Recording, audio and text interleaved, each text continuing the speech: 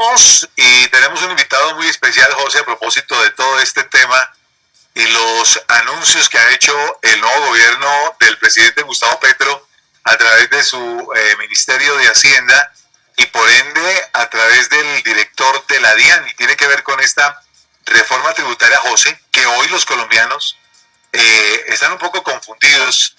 Ya uno no sabe diferenciar entre esa primera reforma presentada por el expresidente Iván Duque y su equipo de gobierno a la segunda que presentó también luego del cambio de ministro de Hacienda y esta tercera nueva que llega ya en el gobierno de Gustavo Petro. Es decir, ayuda o no ayuda a la clase media, o como han dicho muchos, está clavando nuevamente a los colombianos.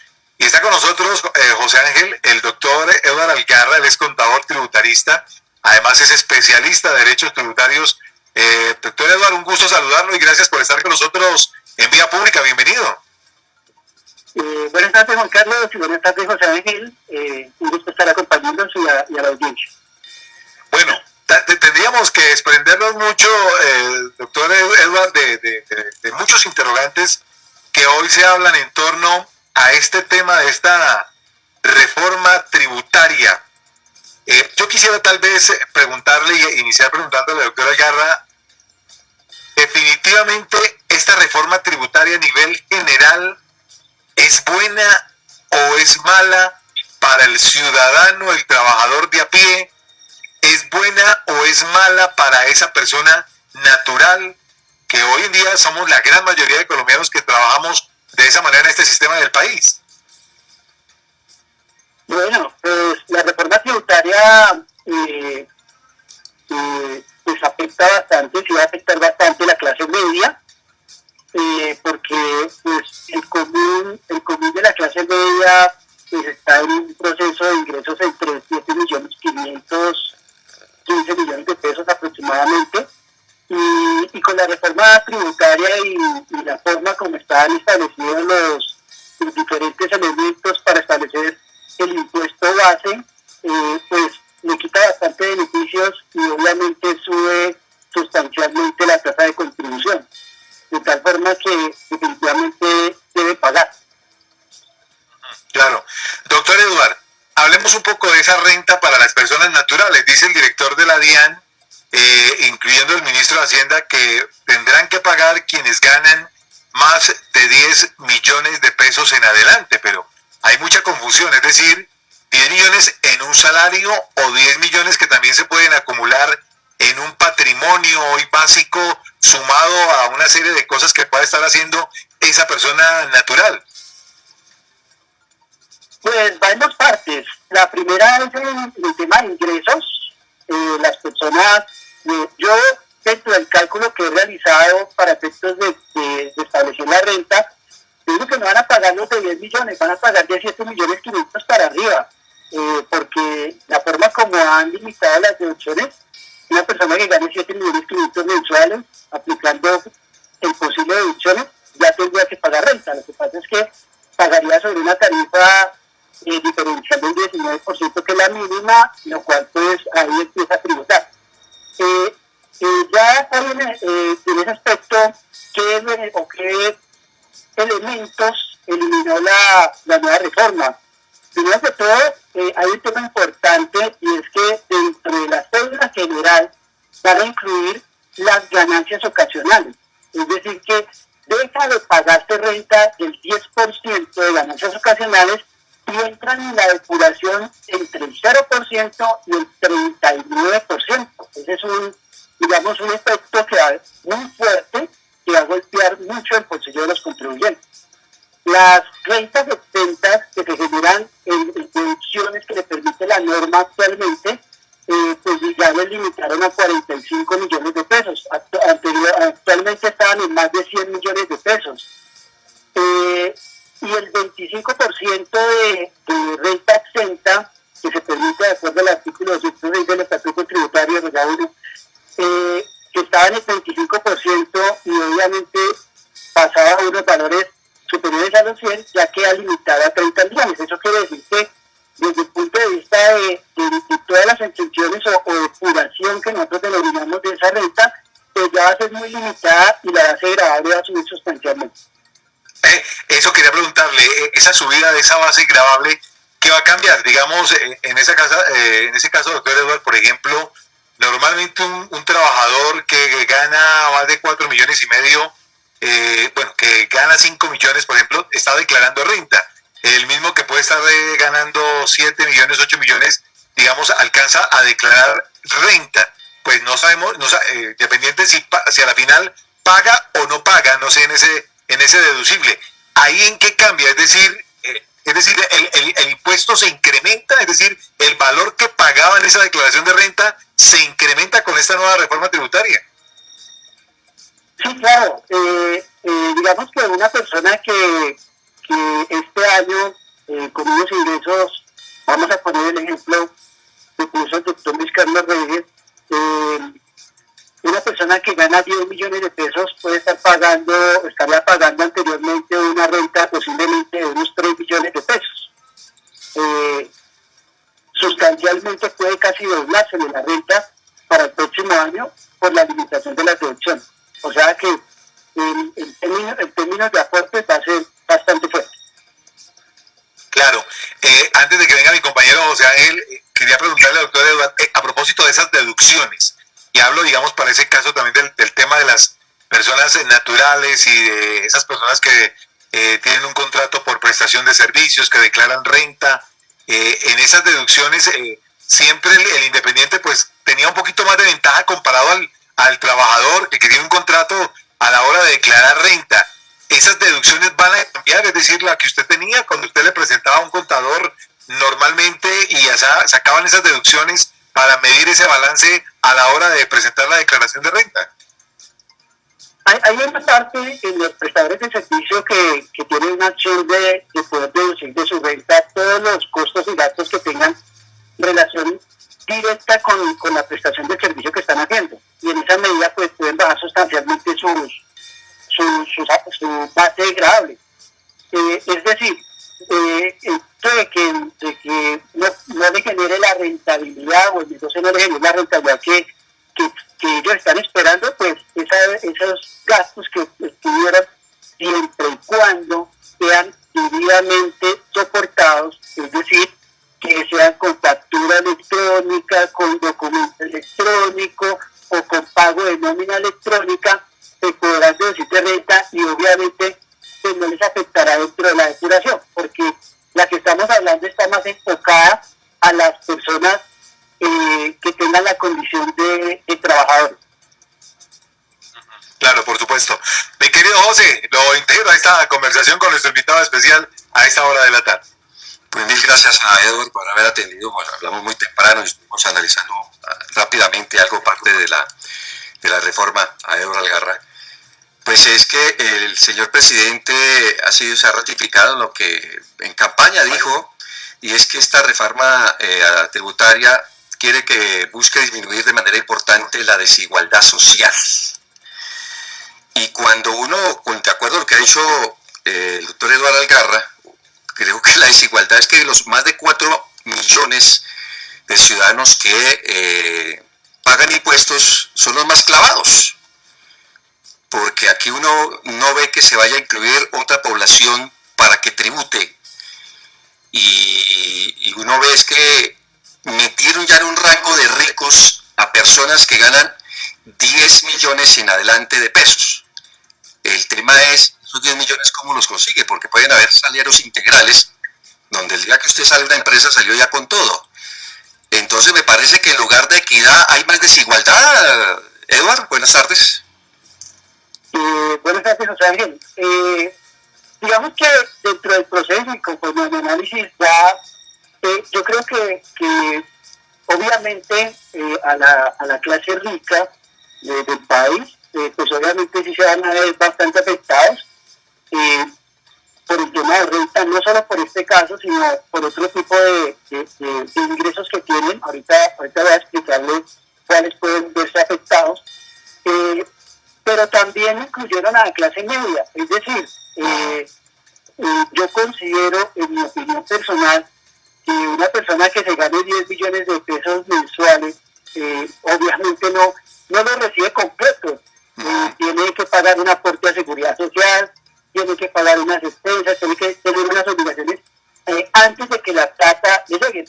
la misma retención en la fuente que la aplican, entonces no le va a llegar los 10 millones que están indicándose, ¿no? Entonces, en ese orden de ideas, yo considero que ahí entra mucha gente de la clase media y que va a salir afectada con esta nueva reforma. Entonces, tanto clase media como clase alta, en mi concepto, saldrán afectados. Y la clase alta tendrá una afectación mucho mayor, ya por otro tipo de situaciones, como por ejemplo el tema de los dividendos. Normalmente las personas que son de clase alta o que tienen ciertas inversiones, pues van a empezar a recibir unos dividendos que en este periodo pues podrían estar bajo una tabla que es inferior a 300 UF, pues pagaban el 0%, 300 son como aproximadamente 12 millones o algo así, pero y posterior a ese valor, pues pagaban un 10%. Con la nueva reforma, pues quedan dentro de la cédula general de depuración de renta y estarán entre el 0 al 39%. Es más, la retención en la fuente va a quedar en el 20%. Es un tema que a este tipo de personas les va a dar durísimo en el tema general.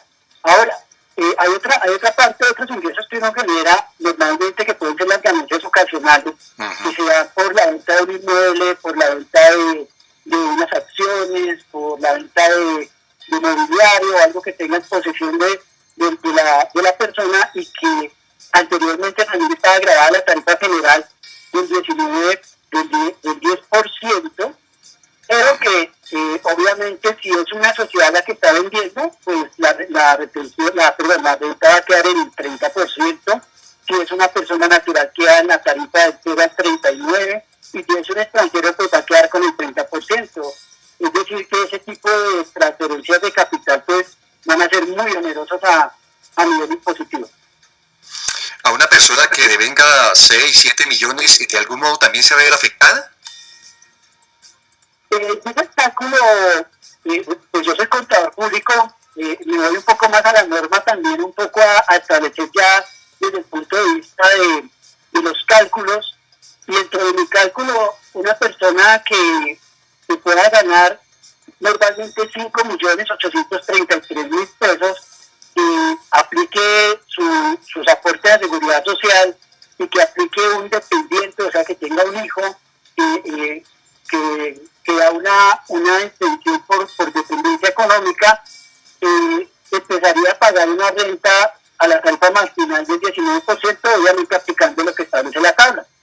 Ya aplicando, digamos, todos los beneficios que puedan tener, en mi concepto y en mis cálculos, una persona que gane 7.500.000 mensuales ya entraría a pagar. Y hago una anotación: 7.500.000, incluido prestaciones, vacaciones, todo lo que genera la carga prestacional de esa persona. Entonces no están así los 5.800 de los 7.500 mensuales, sino incluida su carga prestacional. El otro tema tiene que ver es las personas que invierten en tener en el sector inmobiliario, tener un apartamento, dos o dos casas y arrendar. ¿Esas personas también se van a ver con mayor carga tributaria?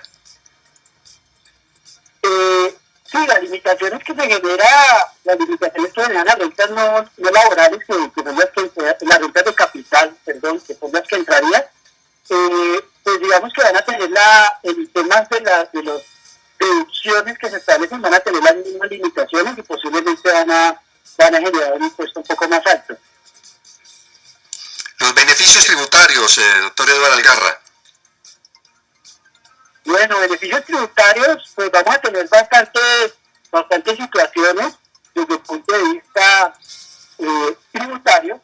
En primera medida, pues todos los que son, por ejemplo, lo que eran los hoteles, los parques temáticos de ecoturismo, agroturismo, muelles náuticos, las editoriales,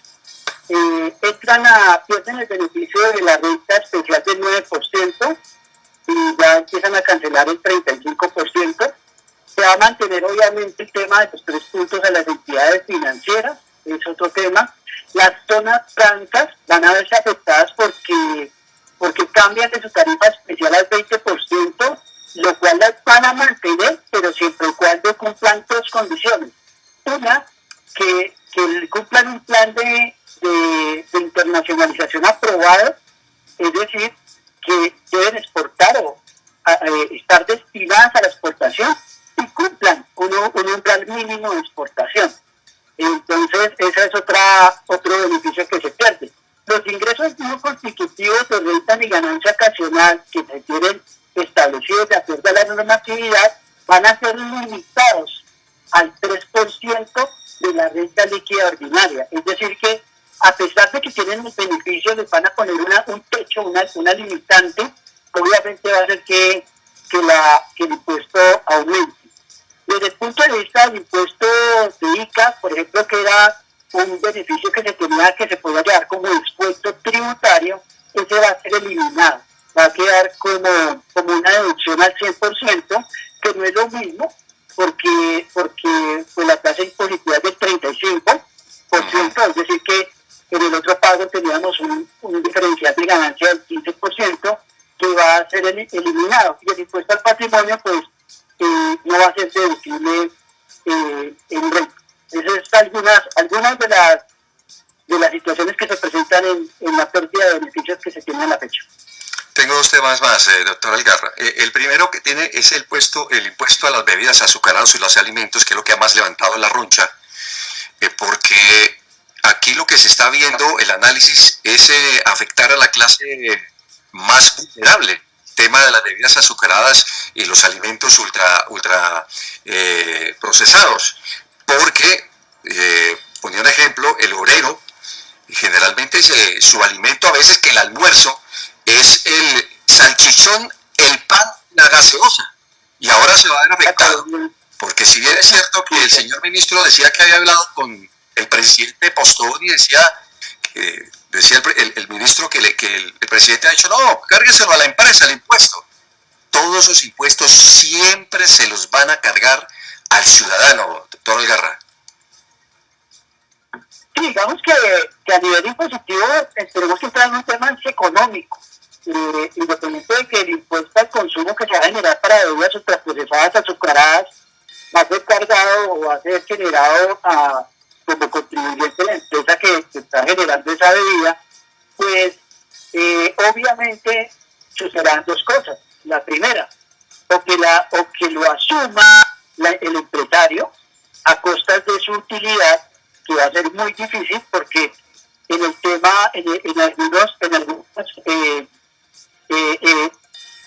algunos sistemas productivos, como pueden ser las gaseosas, pues el margen de utilidad es pequeño, no es tan alto. Entonces, ¿qué tendría que hacerlo? Trasladarlo dentro del precio de venta al consumidor.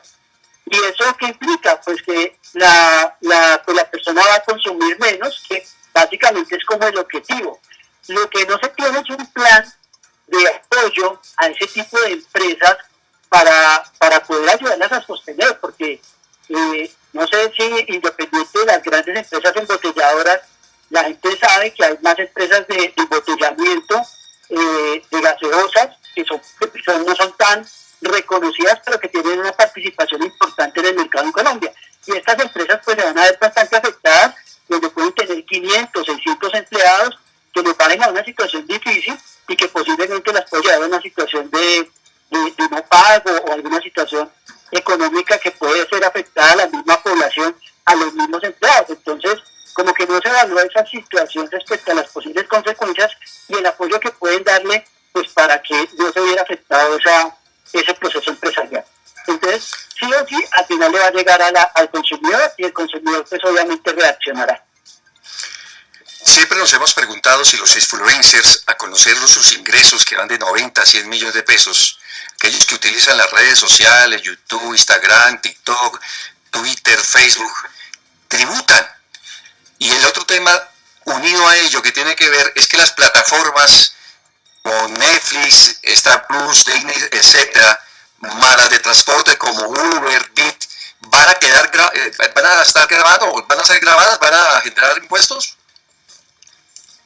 Bueno, hablando de plataformas, de tipos de operaciones realizadas a través de todo el tema tecnológico, pues se saca la reforma tributaria incluyó una normativa que se denomina presencia económica significativa. ¿Y en qué consiste? La presencia económica significativa es que va a ser tributar a ciertas personas, a ciertas entidades, empresas o terceros, a lo que en el término general van a asimilarse a unos establecimientos permanentes. Es decir, aquellas empresas que tengan ingresos superiores a 1.200 millones de pesos, que utilicen un sitio web o un dominio colombiano, o que dentro de su proceso interactúen o realicen despliegues de mercadeo con más de 300.000 usuarios vinculados dentro de esa plataforma, pues están en la obligación de empezar a declarar renta y ser tratados como residentes para efectos del impuesto a las ganancias y el impuesto de renta en el año 2023. Entonces, esa es la forma que van a empezar a controlar, es un paso que está dando el gobierno pues para poder controlar un poco este tipo de operaciones a nivel ya tecnológico, que pues obviamente desde el punto de vista de impuestos es un poco complejo el control. Ya los influencers y las demás y las personas que realizan este tipo de actividades, pues a la DIAN le queda un poco más difícil hacer su efecto control. ¿Cómo lo haría? ¿O cómo lo está haciendo? Pues básicamente está haciendo cruces de información con movimientos bancarios, incremento patrimonial y haciendo requerimientos o inspecciones tributarias directamente a este tipo de personas. Es más, dentro de lo que ha realizado, no solo lo ha hecho en este año, sino lo ha hecho en años anteriores, y pues ha tenido unos resultados al respecto, pero que logre o que se establezca dentro de esta reforma una normativa específica de esos influencers, no la hay. Una aclaración. Esta reforma tributaria, de ser aprobada, empezaría a ejercer para presentar, en el caso de la renta, declaración de renta, la que se presenta en el 2024 del año gravable de 2023. Sí, claro. Los impuestos no son retroactivos, es decir, actualmente tenemos una estabilidad jurídica y la estabilidad va relacionada con la normatividad vigente hasta la fecha, es decir, de la ley 2150 y anteriores, que estén vigentes, y esta empezará a regir en el periodo 2023 para la declaración que se presente y se paga en el año 2024. Ok.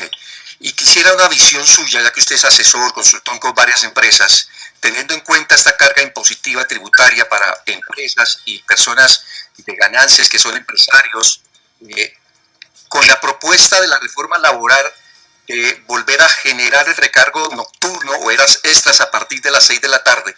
Unidas esas dos cosas, ¿esto generará o dejará de generar empleo?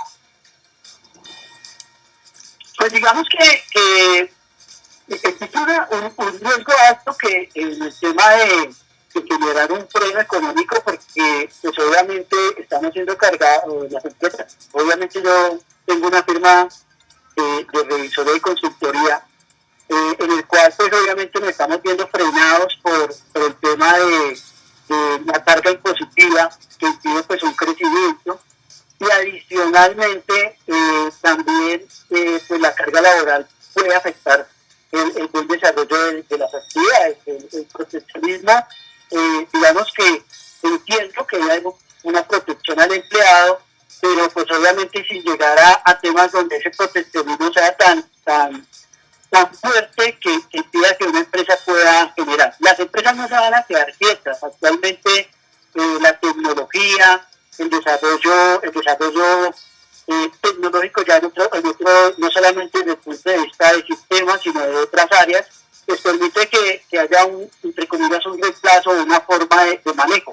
Las empresas, por ejemplo, están manejando ahora bastante la terciarización de ciertos procesos, lo cual ayuda a que se traslade a otros entes, a otras instancias, a otras empresas, la carga que puede generarle un proceso bastante costoso a una compañía. ¿Y eso qué ha implicado? Pues disminución de salarios, porque lo que paga uno directamente pues ya tiene que compartirlo con otra empresa que terciariza el proceso, y esa empresa esperará al margen también de rentabilidad. ¿A costa de qué? De un menor valor del pago de ingresos salariales a la otra persona. Entonces, eso puede generar sus efectos desde el punto de vista económico, tanto para el bolsillo de las empresas como para el mismo bolsillo de los empleados, que pues es un efecto que no se ve a simple vista. Sí, claro. Pues doctor Eduardo Algarra, creo que ha sido de gran fruto esta explicación a ese ciudadano del común que poco entiende todos estos temas y que a veces pues le dicen esa palabra impuesto, impuesto, impuesto, pero de pronto no se detiene en el camino un poco a observarla. Solamente querría cerrar con esto. Usted como ciudadano, además conocedor muy bien de estos temas, ¿esta reforma es similar a la primera del presidente Duque o es similar a la segunda que iban a presentar también en el Congreso de la República el gobierno saliente del presidente Iván Duque? Pues en términos digamos, de la norma como tal, hay bastantes diferencias, pero en el sentido de aumentar el recaudo, pues ambas están destinadas a lo mismo. La primera reforma está destinada en principio a captar 50 billones de ingresos, y obviamente esta está en la misma posición. Entonces,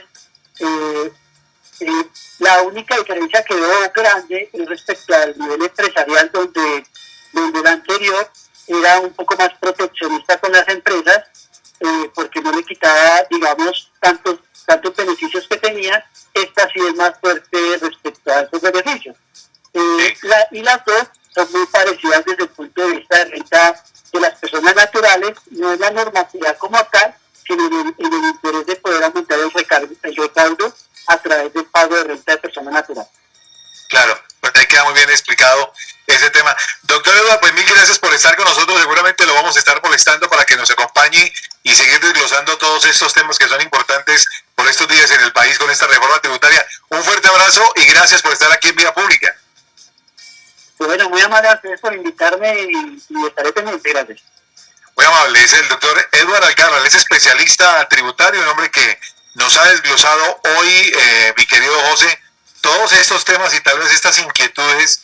Él como contador tributarista, hombre que es especialista en estos derechos tributarios, pues nos ha dado una luz de lo que viene. Entonces, ahí la tiene usted servida tal cual como la sirvió el gobierno pasado. Y él la explica, mira, es como una de las diferencias.